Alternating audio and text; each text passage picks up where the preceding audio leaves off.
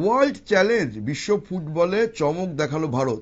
Champion হলো অনূর্ধ্ব 12 football খেলোয়াড়রা।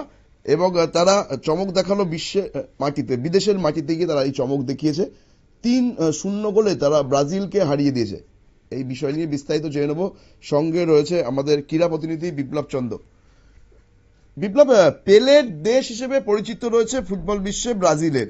সেই পেলের দেশকে 3-0 গোলে হারিয়ে দিল ভারতীয় খুদে খুদে ফুটবলাররা। কি বলবে পুরো বিষয়টা নিয়ে?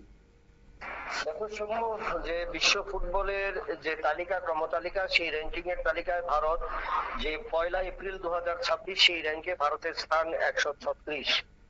এবং এটাই জুড়ে, কারণ আমরা জানি যে 1996 সালে একমাত্র 100 গন্ডি ভারত পেরিয়েছিল এবং সেখানে ভারতের স্থান এসেছিল 94-তে।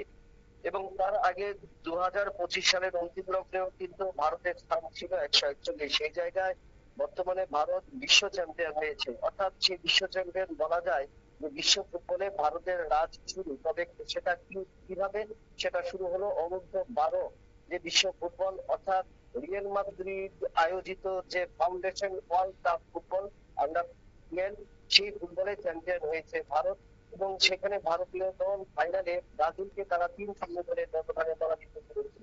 এবং এবারের এই আসরে ভারতীয় দল যেখানে অংশ নিচ্ছিল, তার আগে সারা দেশ থেকে কিন্তু একটা বাছাই গ্রুপ দেওয়া হয় এবং সেখানে 25টি রাজ্য থেকে 25 জন ফুটবলারকে ভারতীয় দল তারা নির্বাচন করেছিল।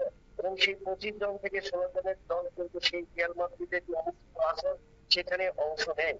এবং আমরা জানিয়ে রাখি যে ইউরোপ, দক্ষিণ আমেরিকা, উত্তর আমেরিকা এবং এশিয়া মহাদেশের মোট 80টি দেশ মোট এবারের এই আসরে অংশগ্রহণ করে। তার মধ্যে ভারতীয় দল Spain, Germany, America, Uruguay, Canada, Mexico, Malaysia, Morocco, Azerbaijan এবং শেষে ব্রাজিলকে পরাজিত করে অপরাজিতভাবে চ্যাম্পিয়ন হয়েছে।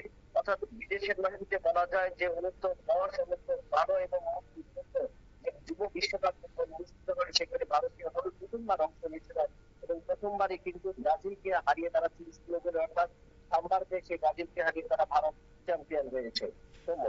ধন্যবাদ বিপ্লব। আমরা শুনে নিলাম আমাদের ক্রীড়া প্রতিনিধির বক্তব্য। 80টি দেশ অংশগ্রহণ করেছিল এবং তার মধ্যে ভারত চ্যাম্পিয়ন হয়েছে। আর ভারত চ্যাম্পিয়ন হয়েছে পেলের দল ব্রাজিলকে হারিয়ে। অনূর্ধ্ব 12 প্রতিযোগিতা হলেও এই খেলোয়াড়দের যদি ধরে রাখা যায়, তাহলে ভারতের ফুটবল ভবিষ্যৎ যে উজ্জ্বল হবে তা নিয়ে কোনো সন্দেহ নেই বলেই মনে করছে ক্রীড়াপ্রেমী মহল। নজর রাখবো পরবর্তী সংবাদের দিকে। তার আগে নিয়ে নেবো ছোট্ট বিজ্ঞাপন বিরতি।